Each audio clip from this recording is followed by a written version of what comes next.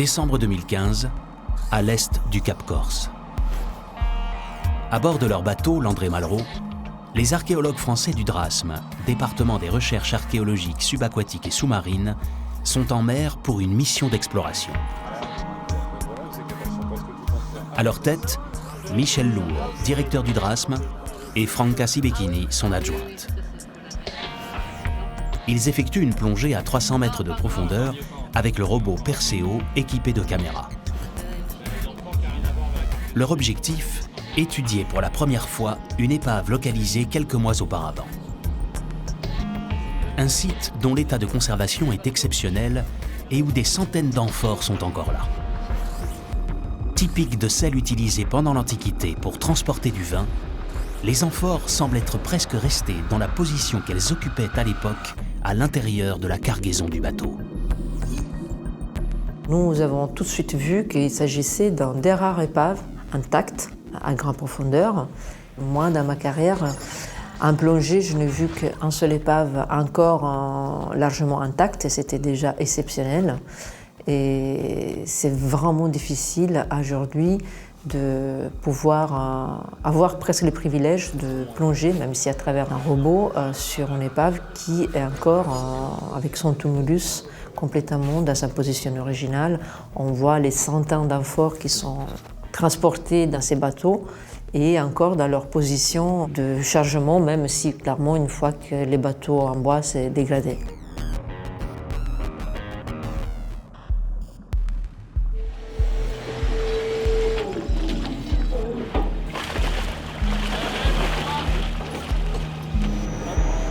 Alors la passerelle. La passerelle, bien sûr. La passerelle. Avec la montée. Ah, c'est la bordure. Une bordure. À l'intérieur de la cabine de l'André Malraux, les membres de l'équipe prennent vite conscience, au vu des premières images, qu'ils sont face à une épave rarissime. Et là, c'est vraiment... là, on fait les limites. le site est totalement vierge, il n'a pas été touché. Depuis le jour où il a touché le fond de la mer. Ce qu'on a, c'est juste le fait que la coque s'est rompue, que tout s'est étalé. Il n'y a pas de passage de chalut, il n'y a rien. Tu les prends tout seul, Denis ? Okay. Les amphores de la cargaison constituent un tumulus au fond de l'eau. Elles étaient peut-être stockées dans la cale du bateau sur plusieurs couches. Impossible pour l'instant de savoir précisément combien d'amphores transportait le navire, mais sans doute plusieurs centaines.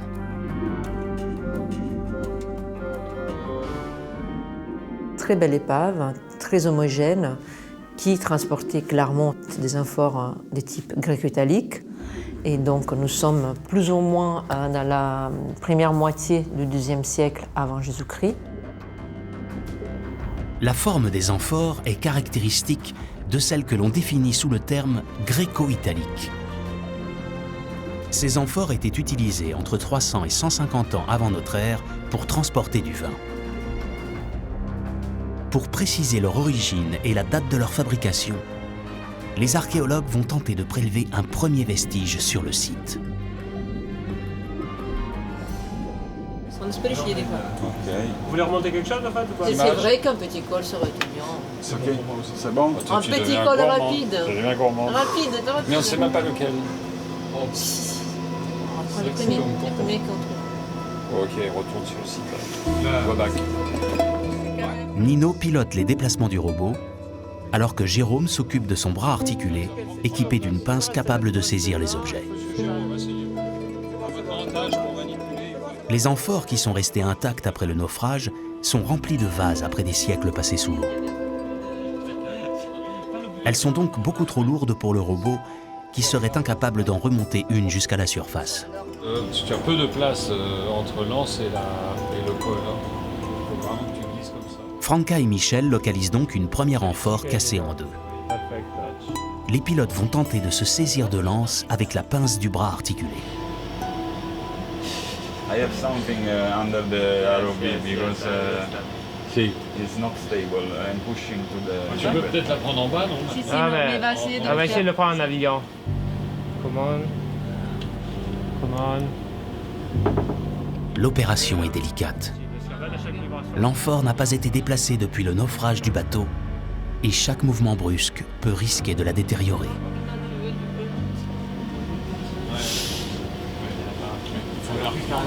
C'est vrai que généralement, ce que je te disais, elle va lâcher, elle est prise au bout. Okay, let's. So we can't. We can, but we need the 1 hour. Le vestige est mal retombé. Il est à présent inaccessible pour la pince du robot. Quelle déception. Possiamo, can we search for something better, something easier? Franca et Michel repèrent alors un autre fragment d'amphore qui pourrait s'avérer précieux pour faire avancer leur enquête. C'est plus difficile quand il y a moins de place. Ah tiens, c'est là aussi qui semble cassé, qui est pas mal. J'ai choisi une colle avec un fragment bien visible des lèvres parce que c'est la partie de ce type d'amphore qui nous donne plus d'informations chronologiques et qui pouvait me permettre de dater de manière un peu plus précise l'épave. Elle est cassée, c'est une vraie coupe. Comme d'habitude, c'est avec un fragment de céramique que je peux réaliser des analyses pétrographiques qui vont me donner, dans ces cas, la confirmation de l'origine de la cargaison. Le col d'amphore est enfoui sous la vase, mais légèrement séparé du reste de la cargaison. Ah, tu l'as pas de devant, tu l'as pas. Tu l'as lâché. Il sera donc peut-être plus facilement accessible pour le robot. Perimetro. Si.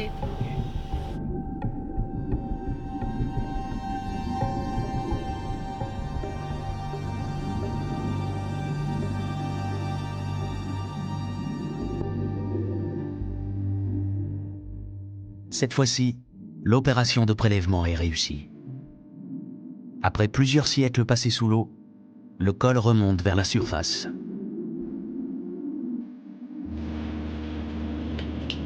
Pour le réceptionner, Federico Sada se prépare à plonger.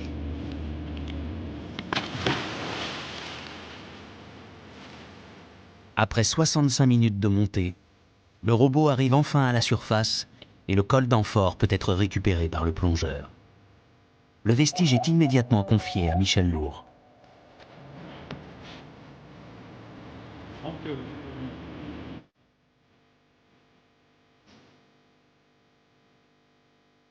Le col d'amphore est envoyé à Claudio Capelli, un expert des céramiques anciennes. En comparant la pâte utilisée pour fabriquer l'amphore avec des échantillons de pâte d'autres amphores déjà identifiés, il peut alors déterminer dans quel endroit elle a été produite. Je pensais déjà à l'Italie, à la côte tyrrhénienne de l'Italie, mais ces amphores ont été produites et imitées aussi ailleurs. Donc c'est que grâce aux analyses pétrographiques des pâtes que je peux savoir la zone plus précise. Et si j'ai de la chance, des ateliers déjà connus, précis. Grâce à l'analyse de Claudio Capelli, on peut aujourd'hui dire que cet amphore a été produit, disons, entre la Toscane méridionale, plus probablement les nord du Latium et la baie des Naples. C'est vaste, mais c'est quand même moins vaste que toute la Méditerranée.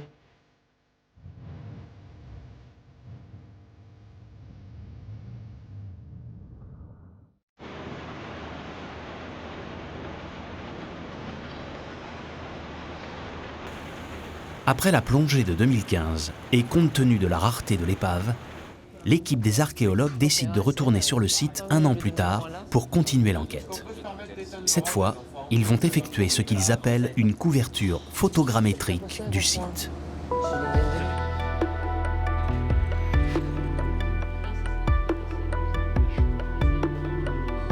Cette technique de prise de vue consiste à effectuer des milliers de clichés grâce au robot sous-marin selon une trajectoire très précise qui permet de couvrir toute la surface de l'épave.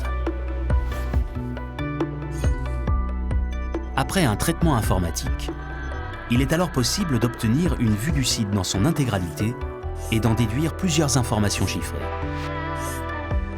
Le navire devait mesurer environ 23 mètres de longueur. Et le jour de son naufrage, on peut estimer qu'il transportait environ 1 millier d'amphores à vin.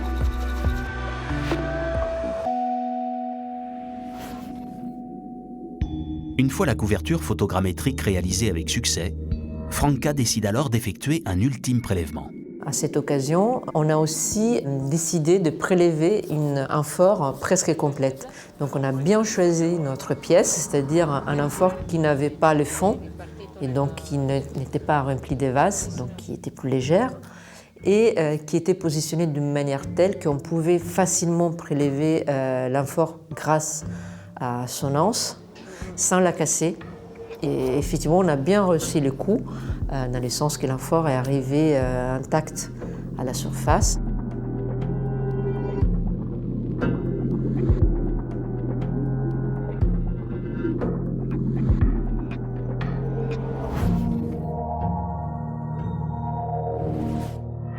Voici l'amphore quasi complète prélevée sur l'épave en 2016. En analysant avec précision ses caractéristiques, les archéologues vont pouvoir la comparer avec d'autres pour préciser sa date de fabrication. On a toute notre série d'épaves bien connues, des fouilles terrestres avec ce type d'amphore qui nous permet d'être plus précis dans notre datation par comparaison morphologique, c'est-à-dire la forme précise de la lèvre, des anses, de l'allure de la panse. Et nous sommes effectivement très vraisemblablement dans un tout petit fourchette entre 180 et 170 avant Jésus-Christ. Grâce à l'analyse de l'amphore, la chronologie du naufrage a été réduite à une période d'à peine une dizaine d'années. Mais l'enquête ne va pas s'arrêter là.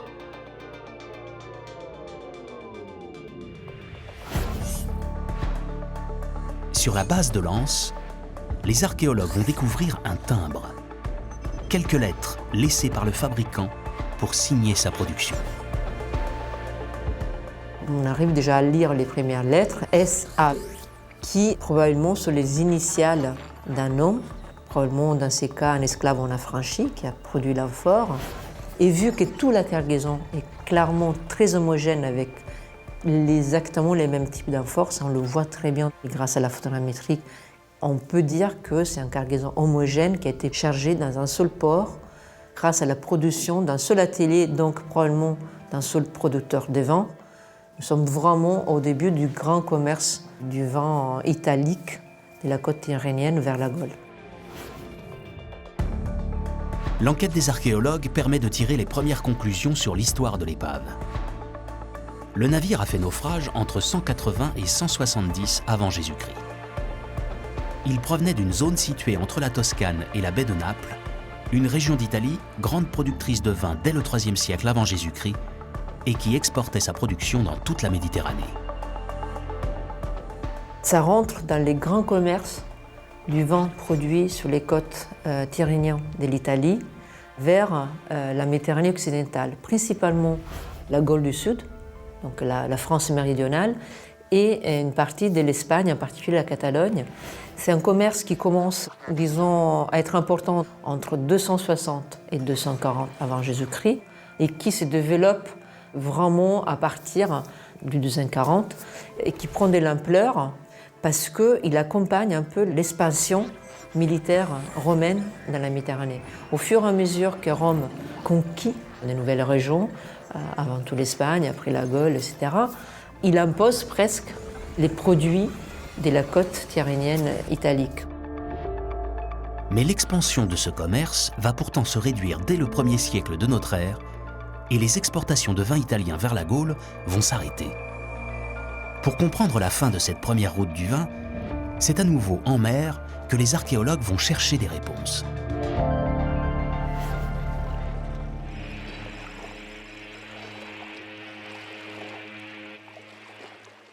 Après leur plongée sur la première épave, les experts du Drasme s'apprêtent à explorer une deuxième épave, détectée grâce à un sonar, et située cette fois à l'est du village de Massinaggio. Le robot va plonger à 300 mètres de profondeur.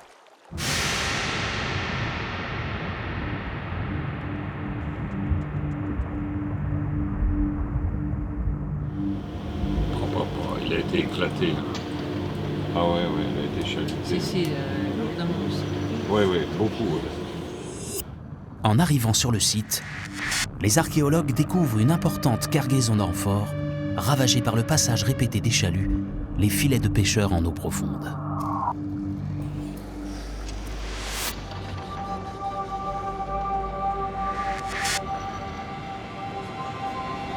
Ils ont même perdu des filets, ils ont tout cassé, la partie superficielle, et ils ont tout étalé l'épave. Pose-toi par là. Malgré la destruction du site, Franca parvient à identifier les amphores qui composaient la cargaison. Exact, viens voir là, où il y a tous les amphores entières. Pour l'instant, je n'ai vu que des gauloises, 4. Bon. C'est qui des gauloises 4? C'est bon, hein? C'est incroyable, hein? Des amphores de type gauloise 4. Des amphores à vin produites en Gaule du Sud, souvent retrouvées sur des sites de fouilles à terre et jusqu'à présent qu'en très petite quantité sur des épaves sous-marines. C'est vrai que malgré la destruction partielle du site, ça reste une épave exceptionnelle parce que c'est une des rares, presque unique, qui nous conserve une cargaison de gauloise 4. C'est des amphores fragiles. C'est des amphores qu'ils ont optimisés au maximum. Alors, dans cette période, les potiers de la Gaule du Sud, ils ont vraiment trouvé un ratio poids de l'amphore, poids de contenu idéal parce que c'est des amphores très légères qui pèsent une dizaine de kilos et qui peuvent transporter jusqu'à 40 litres de vin. Ça peut pas sembler énorme, mais si on pense qu'une amphore Dressel 1 pèse 26 kilos et transporte 26 litres de vin, on voit bien qu'avec les amphores gauloises, on gagne énormément un volume de vin transporté par rapport au poids de l'amphore, du conteneur. Mais ça a un prix, c'est des amphores qui sont très fins, mais qui se cassent très facilement. Mais pour cette mission, la légèreté des amphores va être un atout pour les archéologues. Cette fois, ils vont tenter de prélever à l'aide du robot une amphore entière. Pour y parvenir, les pilotes vont d'abord devoir réussir à faire passer la pince du robot à l'intérieur de la petite anse de l'amphore. Doucement, attention au pingulaire. On attend qu'elle revienne. Alors, tu veux vraiment, tu restes là, quoi.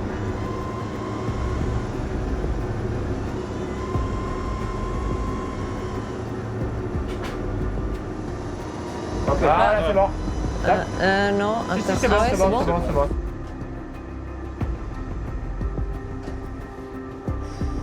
Deuxième étape, ils doivent aller la déposer dans la caisse de prélèvement descendue depuis la surface.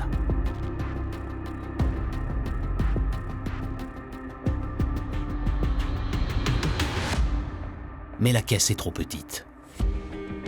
Le robot doit donc la remonter lui-même jusqu'au bateau.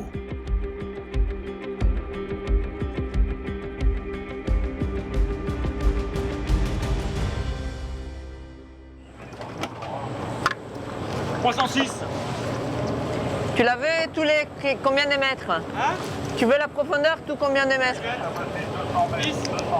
Sur l'André Malraux, Franca a quitté la cabine pour rejoindre le pont arrière et attendre l'arrivée du robot. Michel, tu me donnes la profondeur du rove? 290 mètres pour le rove. Ok, 290 mètres. D'accord. C'est une manœuvre un peu délicate, mais ces amphores-là, elles sont les anses très résistantes, très bien attachées au col d'habitude. En effet, elle tient bien, elle est vide complète, donc elle ne pèse pas beaucoup, une dizaine de kilos, un peu plus peut-être. Donc dans l'eau, ça monte assez facilement, elle est assez légère. On a pris le risque d'essayer de la remonter comme ça directement par les roves.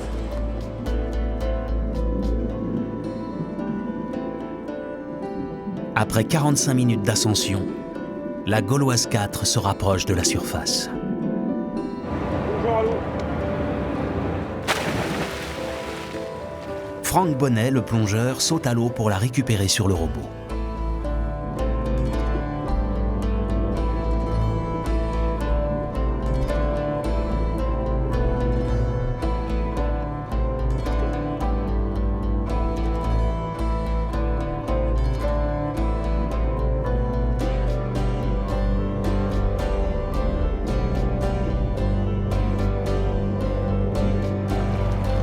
Et pour la première fois depuis 2000 ans, l'amphore remonte à l'air libre. Donc il n'a pas réussi à le mettre dans le sac. Parce qu'elle est trop grande, elle est large. Approche. On s'est dit que peut-être, vu la légèreté de ce type d'amphore, on pouvait arriver à la transporter avec les roves. Et de fait, on y a réussi, l'amphore est arrivé intègre.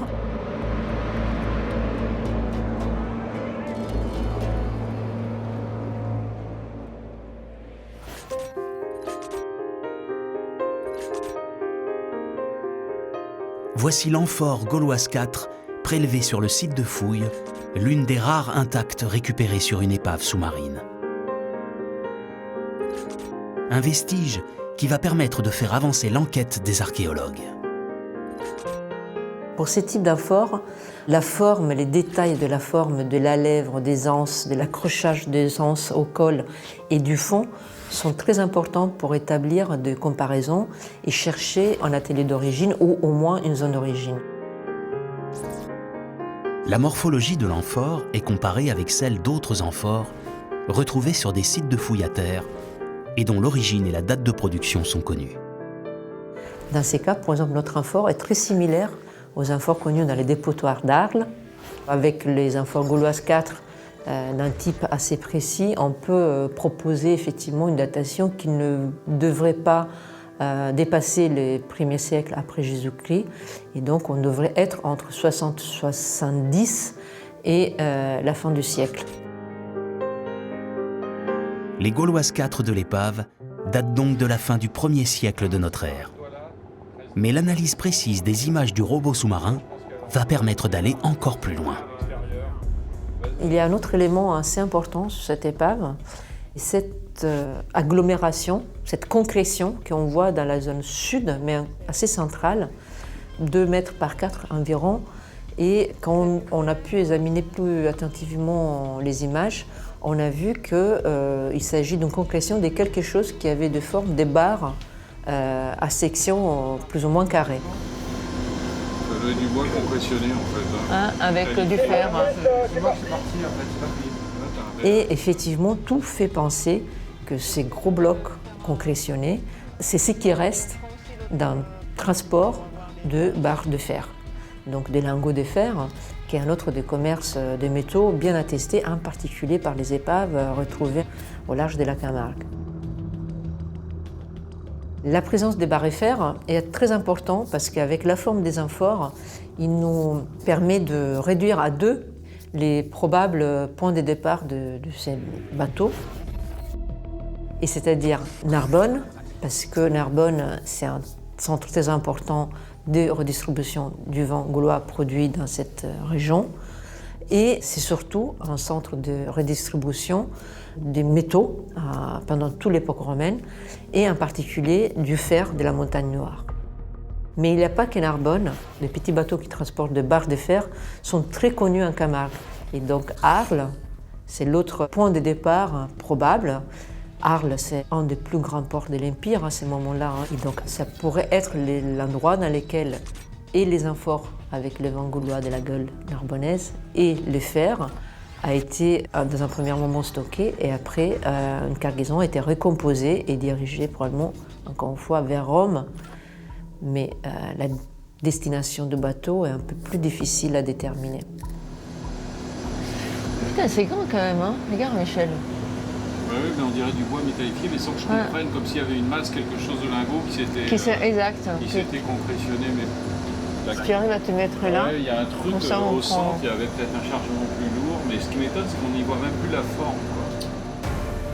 Qu'elles proviennent d'Arles ou de Narbonne, l'épave située au large du petit village de Massinadjo est donc une preuve historique majeure qui permet de localiser la route maritime empruntée par les navires chargés de vin gaulois. Avec le fait que Rome devient un empire, et un empire qui a désormais le contrôle de toute la Méditerranée occidentale et une grande partie de la Méditerranée orientale.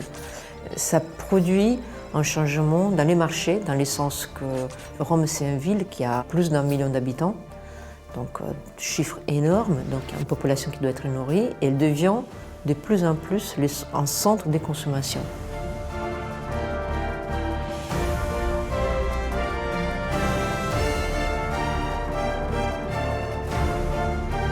Plus de 2 siècles séparent donc ces 2 épaves, situées tout près l'une de l'autre à l'est du Cap Corse. À elles deux, elles symbolisent l'évolution du commerce du vin au temps de l'Empire romain. la production italienne a commencé à être distribuée vers la Gaule avant que le sens des routes ne s'inverse et que la production gauloise se mette à alimenter Rome et l'Italie. Aujourd'hui, Français et Italiens continuent de diffuser leur vin à travers le monde. Dans les profondeurs de la Méditerranée, les centaines d'épaves retrouvées par les archéologues sont les seuls témoins de ce vaste commerce, débuté il y a plus de 2000 ans, et qui a coûté la vie à des milliers de marins parcourant les mers pour que leur cargaison arrive à bon port.